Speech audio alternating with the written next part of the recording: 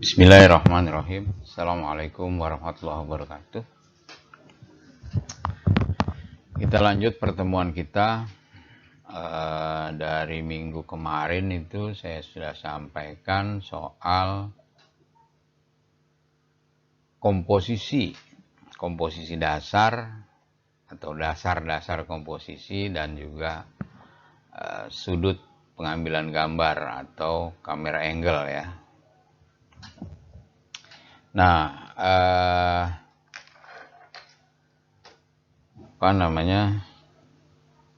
pada kali ini kita langsung saja pada materi dasar-dasar penulisan skenario ya. Skenario itu adalah sebuah guidance atau ini ya, saya kasih lighter. Ada sebuah panduan dalam suatu pembuatan film ya. Kita tahu film adalah sebuah produksi atau produk dari kerja kolektif atau teamwork gitu. Di dalamnya ada banyak bagian-bagian. Nah, biasanya dalam sebuah pembuatan film itu ada 3 bagian besar ya. Jadi ada director, ada 3 directornya itu.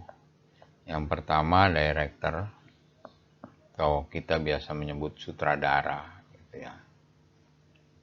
Nah, tugasnya itu soal pengadeganan, karakter pemain, dialog pemain, blocking pemain, pokoknya yang urusan dengan aktor dan aktris gitu ya, sehingga film itu bisa menyampaikan pesan-pesannya gitu kan. Director yang berikutnya adalah art director, artistic director, atau kita menyebutnya penata artistik gitu. Nah, tanggung jawabnya apa dalam sebuah produksi? Jadi yang ada di bawah artistik itu semua yang tampil di frame ya, di layar, itu adalah tanggung jawab dari departemen artistik.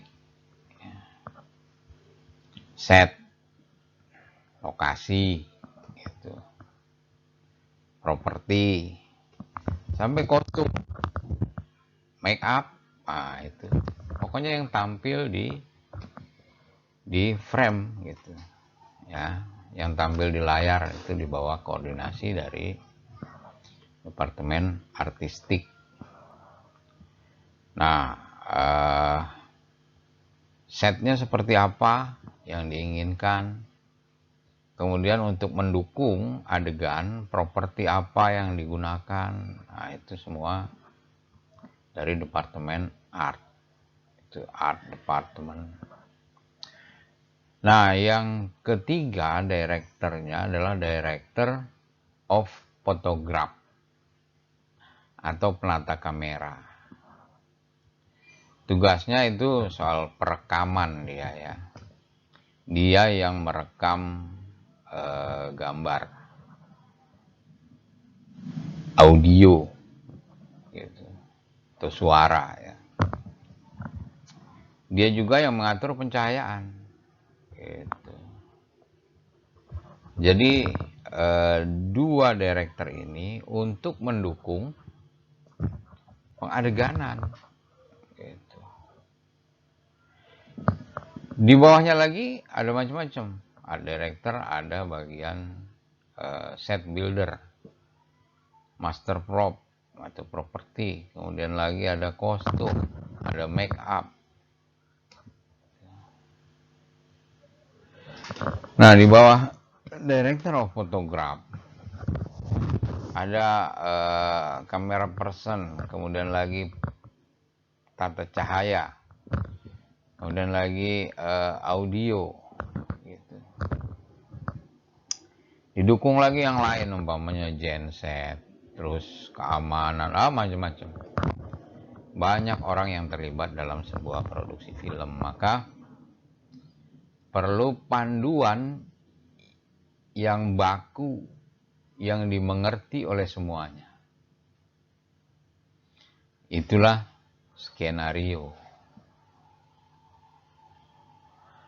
Nah, dalam sebuah skenario ini udah mencakup nanti ya, bentuk-bentuk skenarionya nanti saya jelaskan di slide berikutnya.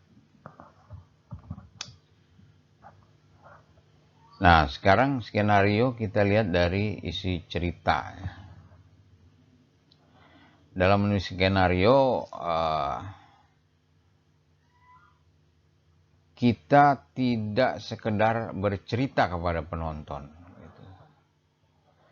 Tapi kita sedang mempertontonkan adegan. Gitu. Ada visualisasi di sana. Apa yang ditulis di skenario itu juga apa yang ingin ditampilkan untuk dilihat oleh penonton. Nah,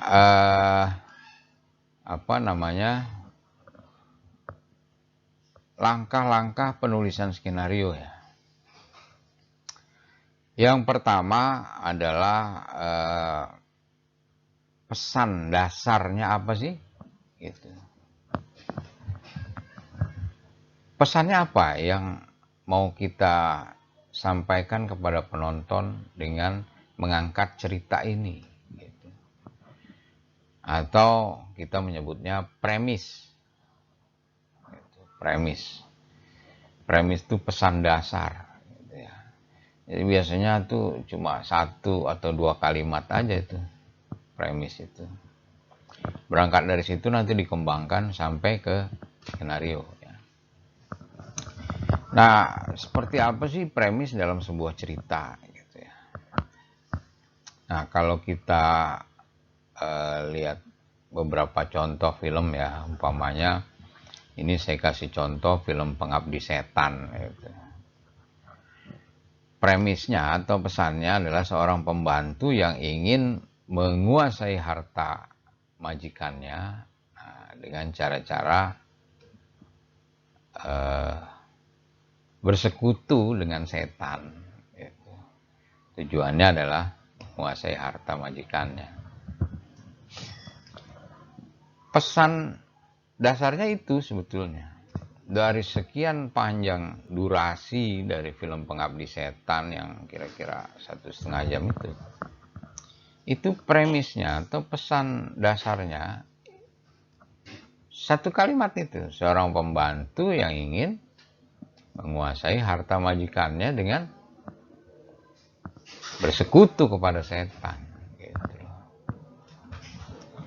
Begitu juga ini ada film Ada Apa Dengan Cinta. Gitu. Mungkin ada di antara kalian yang pernah menyaksikan film ini ya. Premisnya apa sih di AADC itu? Nah, premisnya sebetulnya pesannya ya, si cinta ini menipu dirinya sendiri gitu. Tentang perasaan yang ada di dalam hatinya, rasa perasaan terhadap Rangga gitu kan. Nah, ketika kemudian dia berusaha jujur dengan perasaannya, tapi ya seolah-olah itu sudah hampir terlambat gitu. Rangga sudah hampir pergi. Jadi pesan dasarnya ya kalau lo merasakan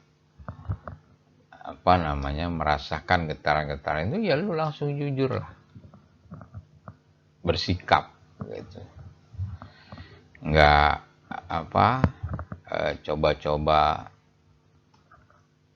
menafikan, gitu ya. Nah, premisnya itu si cinta menipu diri tentang perasaan hatinya, gitu kan. Kemudian ketika dia berusaha jujur, si Rangga sudah hampir pergi, gitu. Premis itu tadi ya, dasar. Dari premis tadi, lalu kita kembangkan menjadi sebuah cerita. Cerita nih, berawal dari mana, nanti akhirnya dari mana. Tapi ini cerita singkatnya aja. Cerita singkat. Alur-alur detailnya nanti kita sempurnakan lagi. Dari premis, kita angkat dia menjadi sinopsis.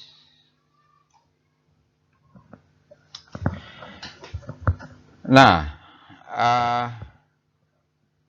sinopsis ini cerita yang singkat, to the point, straight pada inti ceritanya. Gitu. Jadi nggak bertele-tele. Yang penting ini jalan ceritanya secara singkat begini. Nah, itu sinopsis. Gitu. Dari sinopsis kita kembangkan lagi menjadi scene plot namanya. Nih, scene plot atau plot adegan. Ini saya ambilkan dari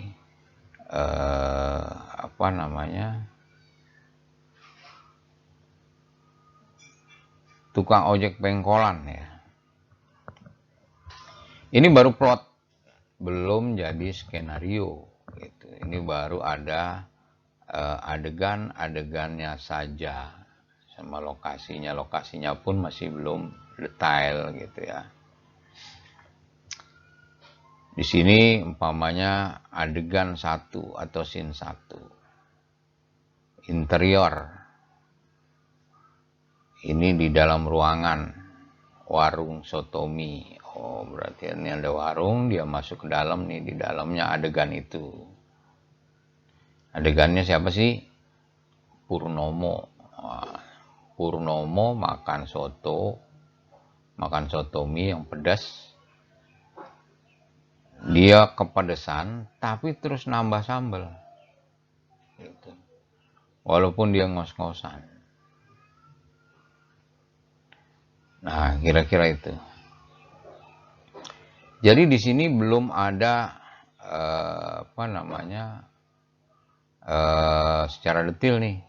Warung, umpamanya scene 1 interior, warung sotomi. Ini dia makannya sarapan atau makan siang atau makan malam, ini belum tahu di sini. Nah, di head scene biasanya tuh sudah ada keterangan nanti kalau udah jadi skenario ya.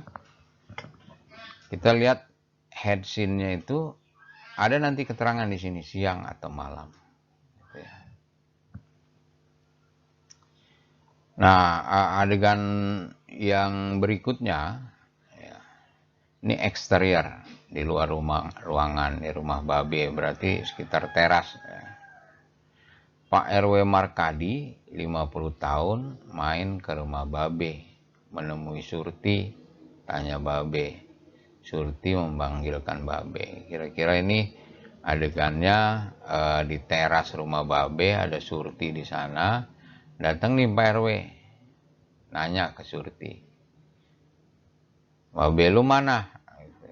Surti manggil, Be, ada Pak RW nih. Nah, nanti kira-kira jadinya begitu. Tapi ini masih masih plot-plot aja dulu. Gitu. Berikutnya lagi ya sama, masih plot-plot dulu ya. Karena ini scene plot ya. Dari scene plot baru kita sempurnakan menjadi adegan. Gitu. Nanti kita lihat apa aja ininya, elemen-elemennya yang ada dalam skenario yang tadi belum masuk ke scene plot ya. Nah, di slide ini adalah perkiraan ya. Kalau kita menulis skenario dengan menggunakan font Courier New, poinnya 12 ya. Kemudian kertasnya A4, ini marginnya, spasinya 1 ya. Standarnya begini. Ini kalau kita menulis adegan 1 halaman, itu kira-kira durasinya 60 second ya, 1 menit. Jadi kita bisa memperkirakan film yang kita mau buat ini atau cerita yang mau kita angkat ini durasinya berapa menit sih? Ya nanti pada saat kalau kita mengikuti tuntunan ini, nanti akan tergambar tuh perkiraannya kira-kira berapa lama durasinya film ini, gitu ya. Baik. Berikutnya ini masih yang tadi ya, soal halaman ya, yang kaitannya dengan durasi. Nah, yang berikutnya adalah scene heading atau head scene. Scene heading itu ini dia, yang saya lingkari ini. Nah, inilah.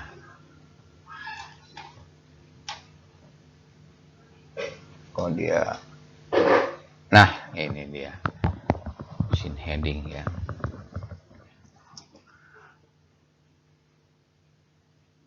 Diawali dengan ada angka di sini ya. Ini nomor scene. Lalu keterangan ini ada interior, ada eksterior. Kemudian lagi setnya, lokasinya. Kemudian ini waktu siang atau malam. Dari heading scene atau scene heading ini atau head scene ini ada beberapa informasi ya. Pertama nomor scene, nomor adegan keberapa gitu kan. Yang kedua ini menunjukkan eksterior atau interior gitu. Kalau eksterior ini bagian director of photograph itu, oh ini di luar ruangan gitu kan. Kemudian dia lihat siang, oh berarti tidak memerlukan lampu tambahan, pencahayaan tambahan yang banyak gitu kan. Kemudian lagi dia lihat siang, oh ini berarti efek cahayanya itu bluish atau putih gitu ya, bukan tungsten ya. Kalau kita kasih tungsten ini untuk malam biasanya. Itu dari penata kamera gitu. Nah, dari penata artistik taunya apa gitu. Eksterior, oke, ini di bagian dalam. Kita persiapkan tuh set bagian dalamnya. Atau ini eksterior, oh ini di luar gitu kan. Nah, jalanan kota. Set jalanan kota ini berarti ada mobil atau kendaraan atau motor atau apapun lah yang lalu lalang gitu. Artinya bagian penata artistik harus mempersiapkan ini. Kalau kita cerita ini bersetting waktu pada masa kolonial, nah ini kendaraan-kendaraan yang lewat juga harus mencerminkan masa itu. Umpamanya ada delman atau gerobak atau sepeda ontel gitu. Nah, penata artistik harus menyiapkan itu propertinya gitu. Jadi hanya dari head scene ini hampir semuanya bisa mengetahui. Ini adalah informasi bagi semua departemen yang terlibat. Ini baru head scene. Nah, kemudian di bawahnya ini adalah description namanya. Jasan melewati sebuah area razia polisi yang bertuliskan operasi simpatik. Beberapa polisi menghentikan beberapa pengendara motor. Jasan panik namun ia terpaksa berhenti. Seorang polisi menghampiri. Ini namanya description. Dari sini ya sampai sini. Untuk keterangan description. Dari deskripsi ini orang-orang yang terlibat itu tahu dia harus persiapkan si Jasan. Karena ini scene-nya scene 7 ya, atau adegan ke-7. Biasanya kalau adegan sebelumnya untuk pertama tampil itu ada keterangan di sini. Jasan, pria lanjut usia dengan umur sekitar 60 tahun. Gitu. Nah, dari keterangan ini kita banyak yang harus kita persiapkan. Jasan, kostumnya seperti apa? Orang 60 tahun nggak mungkin dia pakai kaos oblong gitu kan. Naik motor berarti dia harus pakai jaket. Ini bagian kostum nih. Make upnya gimana? Apakah real orang yang betul-betul 60 tahun atau pemerannya ini lebih muda? Bagaimana kita bikin dia lebih tua, mendekati umur sekitar 60. Dibuatkan uban, rambutnya putih. Nah, kerut-kerut wajahnya kita buat. Seperti itu ya. Kemudian juga artistik nih. Selain ini juga dia ngelihat ada di sini ada papan plang razia ya. Operasi simpatik. Dia harus mempersiapkan ini nih. Di polsek ada nggak? Kalau ada pinjem gitu. Kalau nggak ada ya bikin gitu. Bikin dari bahan-bahan yang kira-kira menyerupai gitu. Jangan bikin plang rumah sakit pakai styrofoam gitu kan. Kemudian ada direkturnya, sutradaranya, dia melihat ini adegannya seperti apa. Dia lagi naik motor, karakter Jasan ini bagaimana dia bangun gitu. Ada lagi polisi. Polisi pastinya dia harus pakai kostum polisi gitu kan. Jadi ada beberapa hal atau beberapa informasi dari bagian skenario ini untuk bagian-bagian departemen-departemen yang ada dalam satu tim produksi film. Oke. Tadi ingat ya, ini scene head. Yang bawah, yang hijau ini adalah description. Yang ini yang mana ya? Biru ya. Oke. Nah, ini adalah dialog. Polisi 1, polisi 2. Nanti kita lihatnya. Oke, baik. Tadi head scene sudah ya. Sekarang description. Nah, ditulis sepanjang halaman pada action, menerangkan apa yang terjadi dalam adegan itu. Gitu kan. Siapa yang melakukan, siapa saja yang terlibat, gitu. Jadi semua ada dalam description. Ini contohnya. Yang tadi saya ceritakan ya, description ini. Oke, kita lanjut lagi. Nah, karakter name, penulisan tokoh. Nah, ada kaidah-kaidah tertentu dalam menuliskan tokoh di penulisan skenario ya. Jadi nama dalam description itu harus ditulis dengan huruf kapital. Tadi begitu juga untuk apa tadi namanya, scene heading ya. Ini juga harus ditulis dengan huruf kapital. Kemudian nama juga harus huruf kapital. Kenapa dia huruf kapital?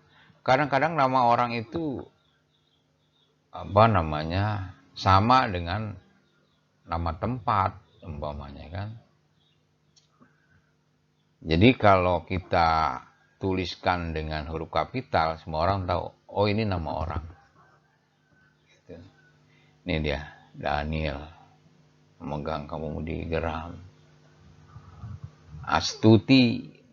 Nah, ini berarti pertama tampil nih Astuti nih di scene 3. Astuti 17 tahun.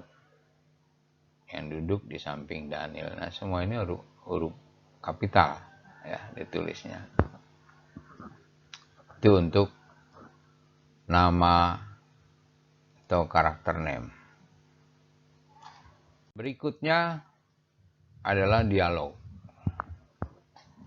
Dialog ini yang menggambarkan apa yang dibicarakan oleh tokoh-tokoh atau pemeran-pemeran yang ada dalam cerita. Nah, umpamanya ini Daniel. Bawahnya sedang marah. Ini ada istilahnya nih, parenthetical. Nanti kita masuk ke situ. Daniel bilang apa? Lihat majalah itu, Pak. Lihat. Kira-kira gitu. Ini dialog ya. Penulisan dialog ini juga berbeda-beda. Ada juga yang seperti ini nih, yang di bawah nih. Ya. Bobby. Assalamualaikum. Babe. Titik 2 gitu. Kayak gitu. Nah, ini harusnya huruf besar. Begitu juga ini huruf kapital ya, karena ini nama orang. Di sini juga huruf kapital. Itu tadi dialog ya. Apa yang menjadi pembicaraan antara orang-orang atau tokoh-tokoh yang ada dalam cerita. Itu namanya bagian dialog dalam skenario ya. Yang berikutnya adalah parenthetical yang tadi saya sampaikan ya. Atau ini emosi-emosi, keterangan emosi. Nah, kayak tadi ya. Daniel.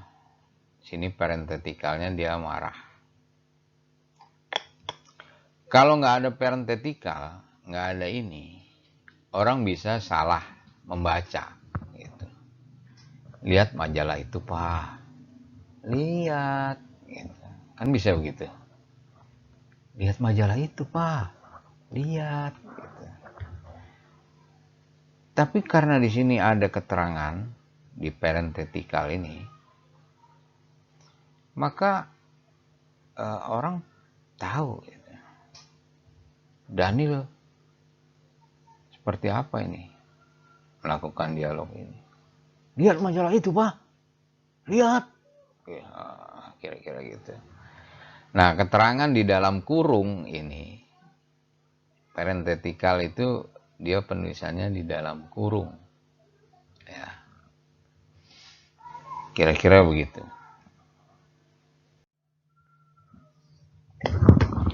Nah, ada lagi yang keterangan berikutnya adalah extension atau tambahan ya. Tambahan ini biasanya singkatan nih. VO, voice over. Nah, ini suara orang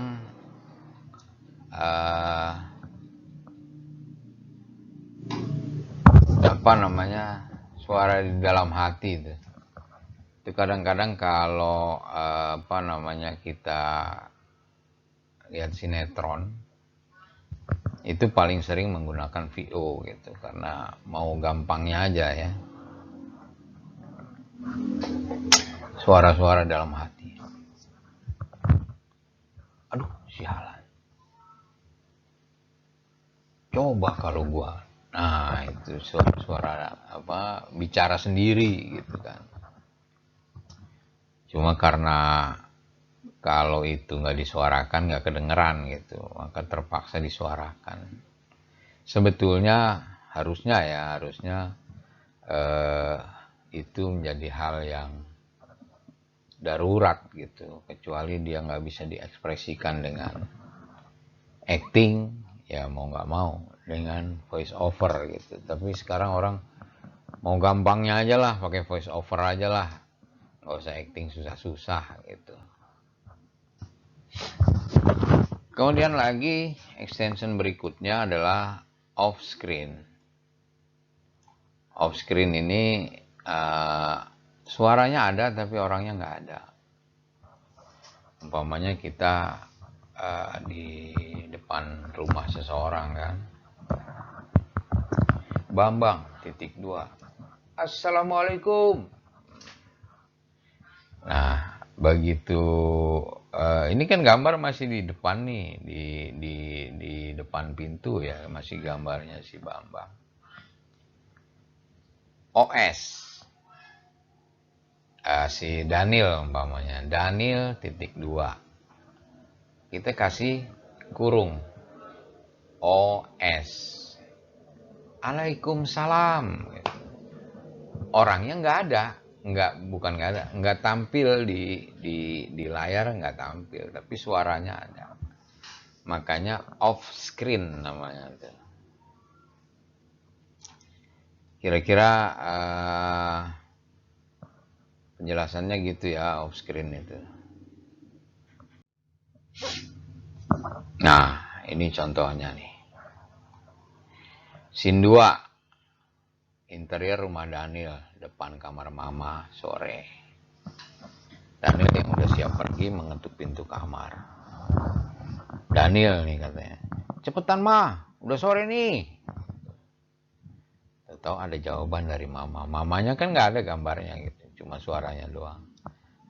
Nah, kita tulisnya begini, OS dalam kurung, baru, ya 5 menit lagi. Suaranya mama doang gitu, mamanya nggak muncul di screen. Nah, terus si Daniel bicara dalam hati, voice over, dasar nenek-nenek genit. Nah, kira itu ya contohnya off screen dan voice over, itu masuk dalam kategori extension. Yang berikutnya lagi adalah transition. Nah, transisi ini adalah perpindahan dari satu adegan ke adegan yang lain gitu. Ada yang cut to, jadi langsung ya. Biasanya itu untuk adegan-adegan yang cepat, adegan-adegan yang temponya cepat. Orang lari, buka pintu, jebret, ada gambar close up-nya. Tadi lari kan, gambarnya apa namanya, lebar gitu. Ada orang lari masuk pintu, buka pintu. Nah, pada saat buka pintu ini kan dia cut, terus kamera pindah, ambil gambar close up. Orang yang terburu-buru, pintu yang terbuka, masuk dalam frame, cekrek. Dia masuk, saat. Nah, itu perpindahan gambar itu cut to namanya. Begitu juga kalau perpindahan adegan dari adegan ini ke adegan yang berikutnya. Adegan berikutnya apa? Begitu masuk, saat ada gambar orang lari, interior nih. Seret. Tadi kan eksterior, adegan berikutnya kan interior, jadi cut to. Lari, ternyata lari menyeberangi ruang tamu, masuk ke toilet. Oh, itu lagi mules-mules tuh orang gitu. Kira-kira itu ya contohnya. Nah, transition berikutnya adalah dissolve. Ini tadi cut to ini untuk perpindahan gambar atau adegan yang cepat ya. Dissolve ini lembut ya, lembut. Umpamanya kemarin udah saya kasih gambaran di komposisi. Kemarin ada perpindahan dissolve ya, nggak usah kita bahas lagi. Fade to ya, kemarin juga udah ada fade to black, ada fade to white. Kalau mau habis nih satu adegan hitam gitu, fade to black gitu kan. Muncul lagi fade in gitu. Fade out tadi, fade to black itu fade out, fade in nanti masuk di adegan berikutnya. Saya kira udah itu ya kemarin ya. Kita langsung saja ke beberapa contoh. Nah, Jasan membuka jok motor. Ini motornya mogok nih. Jasan membuka jok motor, buka busi, diamplas, dilap, diatur celah pengapian dengan mengetuknya beberapa kali. Nah, ini apa namanya, temponya cepat ya.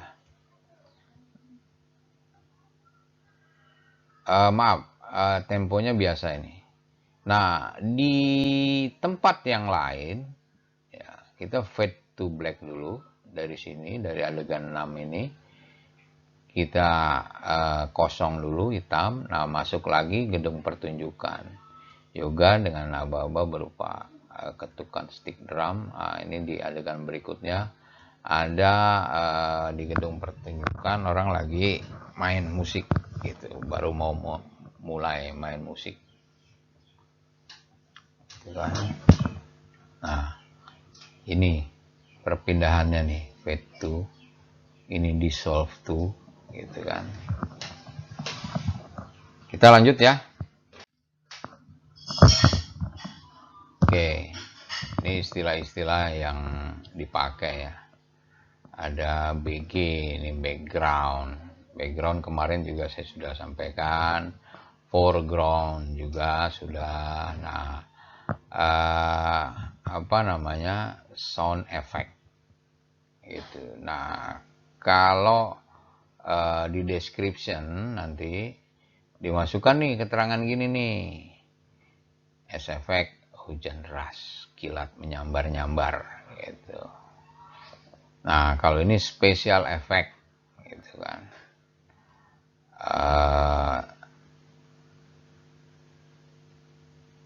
Nah, ini special effectnya, wajah dosen menghadap kamera, perlahan kulit wajah itu melepuh, kemudian meleleh seperti lilin dan benar-benar menjadi cair seperti air yang mendidih ya.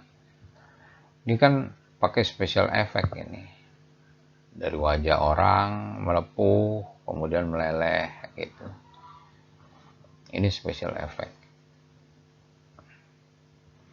Jadi kalau kita berikan keterangan ini di skenario gitu, oh nanti ada bagian special effect yang mengerjakan itu gitu. Nah bagian special effectnya dipanggil, persiapannya apa aja, nah didukung sama yang lain, dia melakukan itu. Yang berikutnya lagi adalah point of view. Point of view ini adalah pandangan orang. Umpama gini, Sandi menoleh ke arah kanan, Sandi kaget. Nah di sini ada point of view Sandi. Di sana ada Sandra, kekasihnya. Jadi point of view Sandi ini pandangan si Sandi ya dari sudut matanya Sandi nih. Gitu. Ada lagi umpama orang jalan. Orang jalan memandang sesuatu gitu kan. Atau orang lari mengejar. Pak, pak, pak, pak. Jadi kameranya harus mewakili pandangan si orang itu. Lari. Ada apa namanya simpangan gang. Dia belok kanan sebentar. Oh salah, belok kiri. Kartu lagi orangnya lari. Gitu. Itu namanya point of view ya.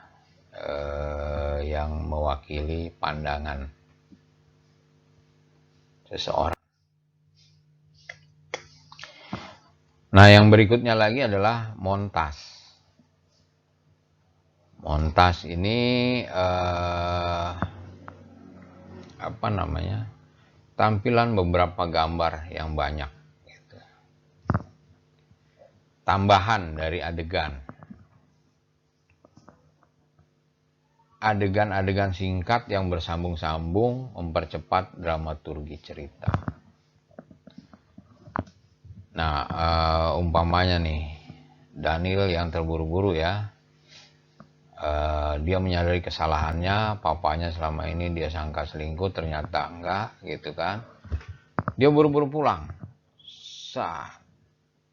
lari dia naik mobil. Di mobil apa namanya, ada wajah dia melintas di mana. Terus jauh lagi ada kelihatan mobil dia di tengah kemacetan gitu kan, yang berusaha secepat mungkin memacu kendaraan. Terus ada lagi dia melintas di depan komplek perumahannya sampai dia di rumah. Nah di rumah itu dia buka mobil, lari ke dalam rumah. Nah, potongan-potongan gambar sebelum dia ketemu dengan ayahnya, potongan-potongan gambar itu namanya montas. Montas. Biasanya dia tanpa dialog. Gitu. Kalaupun ada ya cuma sedikit biasanya. Hei, atau apa gitu. Udah. Nah, potongan-potongan gambar yang banyak itu namanya montas. Paham ya? Kita lanjut.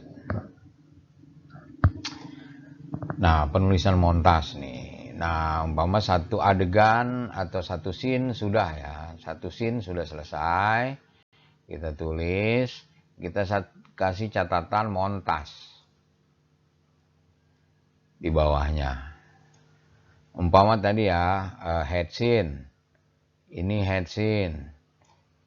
Berikutnya lagi ini ada description.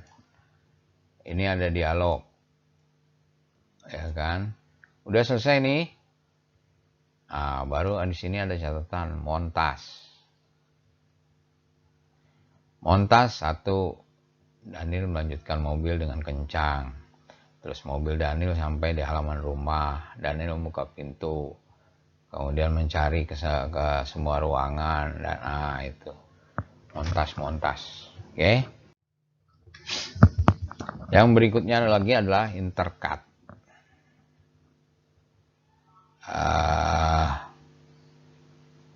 Intercut itu umpamanya gini, dalam satu adegan dia beberapa kali, biasanya tuh kalau orang sedang telepon telepon. Di sini saya gambarkan Yuli dengan mamanya. Padahal dialognya di situ-situ aja gitu kan. Tapi apakah suara Yuli ini off screen atau ada atau muncul? Maksud saya gambar umpama Yuli itu jauh. Ini gambar mamanya. Dan dia telepon, halo. Di sana Yuli, halo. Nanti mamanya lagi, nanti Yuli lagi. Nah itu intercut. Berkali-kali ya. Digunakan untuk menggambarkan perpindahan scene dengan scene yang lain berkali-kali. Nah, itu paham ya, intercut.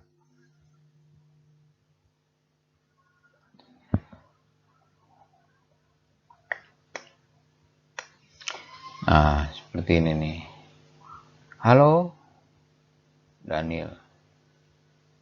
Halo Ti, ini aku Daniel. Nah, berikutnya lagi, ya ampun Daniel. Nah, kalau ditulis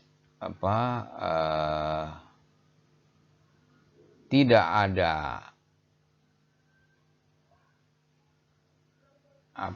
di sini OS, tidak ada OS, berarti ini ada gambarnya. Kecuali di sini ada OS, nah itu berarti off screen. Si Daniel, halo, kata Astuti, halo, suaranya doang gitu. Astutinya nggak tampil. Kalau tampil ya berarti intercut tuh. Oke.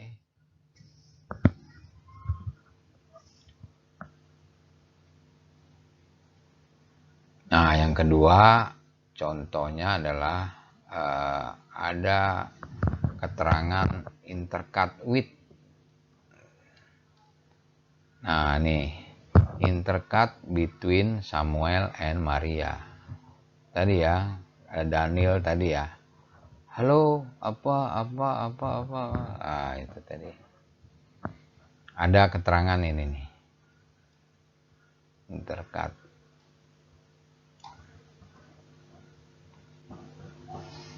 Oke. Itu tadi teknik penulisan skenario yang baku ya. Jadi kadang-kadang ada beberapa gaya gitu ya, ada beberapa gaya. Seperti tadi dialognya. Dialog ada yang nama tokohnya satu baris, isi dialognya di baris berikutnya. Tapi ada juga yang seperti drama ya. Daniel titik dua dialognya gitu. Jadi ada beberapa gaya, tapi secara umum teknik penulisan skenarionya baku ya, seperti itu. Artinya bisa menjelaskan kepada semua kru yang terlibat supaya mereka mempersiapkan segala sesuatunya. Yang berikutnya, setelah kita mengetahui teknik penulisannya, maka ada hal lain ya dalam sebuah cerita. Gitu. Dalam kita menulis cerita itu harus ada hal yang menarik. Hal yang menarik gitu. Nah, di sini saya istilahkan dramaturgi. Dramaturgi.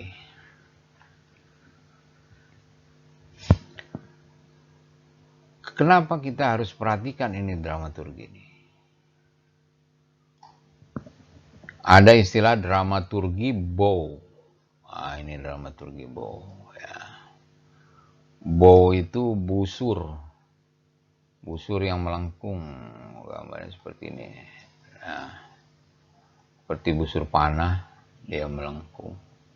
seperti ini nih ya. Oke, saya pakai ini aja yang agak tua ya, seperti ini dramaturgi bow. Jadi dari awal cerita di sini sampai akhir cerita, ini kita bisa mengukur nih puncak-puncak emosinya ada di mana. Gitu. Opening nih, ada biasanya opening tuh landscape aja gitu. Suasana pedesaan, sawah yang kuning terbentang, ditambah apa namanya kabut atau embun ya yang menggantung di atas padi sebelum dia jatuh terkena sinar matahari gitu kan. Gambar itu dulu gitu. Kemudian lagi nanti ada gambar berikutnya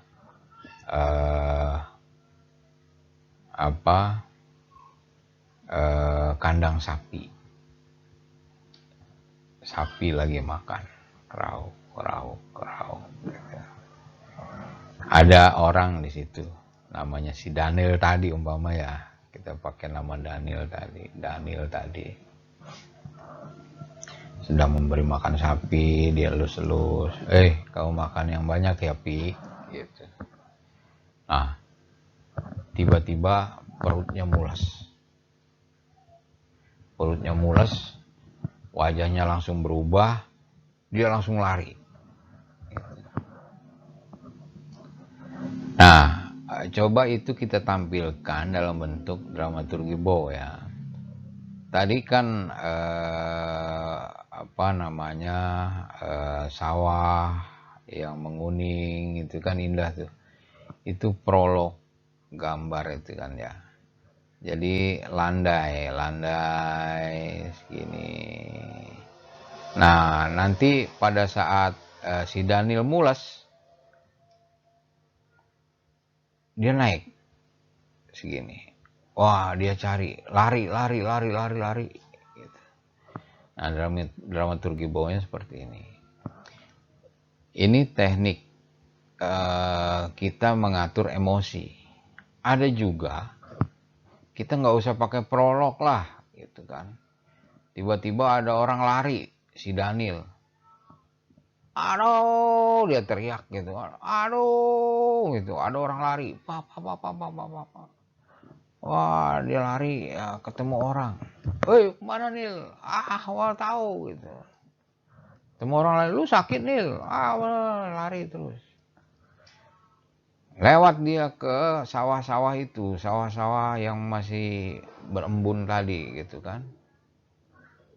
Ternyata dia sakit perut, cari tempat untuk buang hajat. Nah, itu tadi emosinya tinggi, begitu dia sampai cari tempat buang hajat, udah turun tuh emosi. Gitu. Nah, dramaturgi itu untuk mengukur cerita kita. Ya. Setelah kita menulis cerita, ya sepanjang ini, umpamanya kita ukur tuh. Cerita kita ini dramatis apa enggak sih? Gitu. Kalau datar-datar aja, indah-indah aja, nggak usah nonton nggak usah nonton film cerita gitu. Nonton aja orang ngevlog gitu kan, semuanya yang indah-indah gitu. Oke, jadi puncak-puncak emosi ini yang saya maksud dramaturgi itu, puncak-puncak emosi ini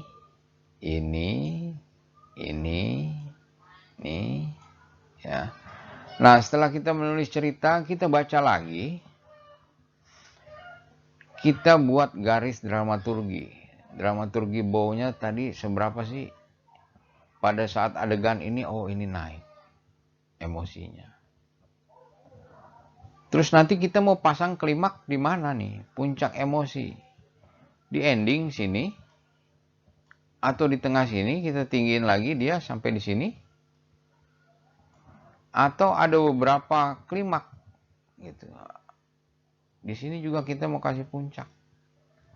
Maka kita harus nulis adegan-adegan yang memancing emosi. Gitu. Ini gunanya dramaturgi. Nah, sekarang mungkin kalian lebih akrab ya dengan namanya punchline nih. Kalau komika-komika tuh stand up komedian itu biasanya istilahnya punchline. Punchline itu sama sih sebetulnya dengan dramaturgi bahwa punch itu pukulan lah, pukulan. Ini garis cerita, ada pukulan. Nah, jadi garisnya itu jadi bengkok. Nah, punchline-nya sebesar apa, pukulannya sebesar apa, ini menggambarkan kalau stand up komedi ya, lucunya seberapa sih?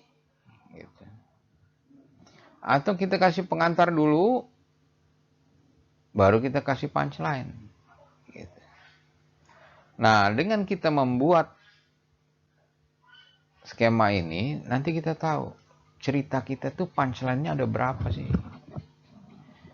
Pengantarnya terlalu lama nih, gitu. Bosen orang dengerin pengantar nih. Kasih punchline dikit lah, biar nggak putus.